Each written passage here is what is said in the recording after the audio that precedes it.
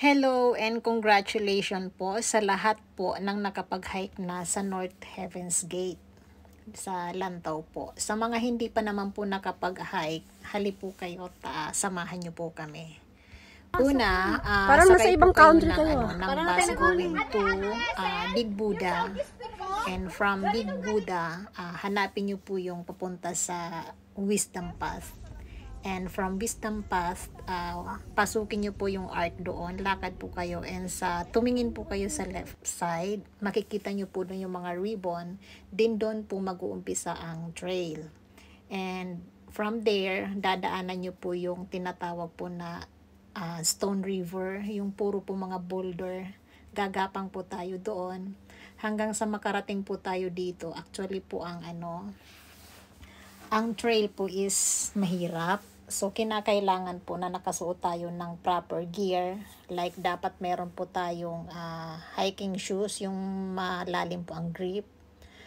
Tapos, ang backpack natin dapat po yung pang hiking po talaga na backpack. Importante din po ang gloves kasi po gagapang po tayo. So, kinakailangan naka-gloves at dapat meron din po kayong daladalang walking stick. At higit sa lahat, baon po at maraming tubig. So, sa mga first timer, hindi po ito applicable sa first timer. Mas the best po kung may experience na po talaga kayo sa pag-hike. Yun lang po ang dapat na pumunta dito kasi ang trail po is hindi basta-basta, mahirap at malayo po.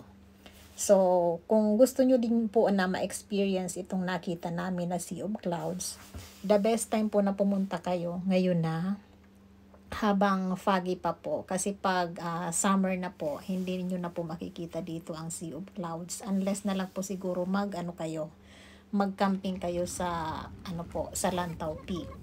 So, di ba napakaganda po. Ito po narating po namin ang summit na so far maayos naman at hanggang nakarating po kami ng summit, andyan pa rin po yung Sea of Clouds at syempre pag pababa na po napakahirap na masasakit na po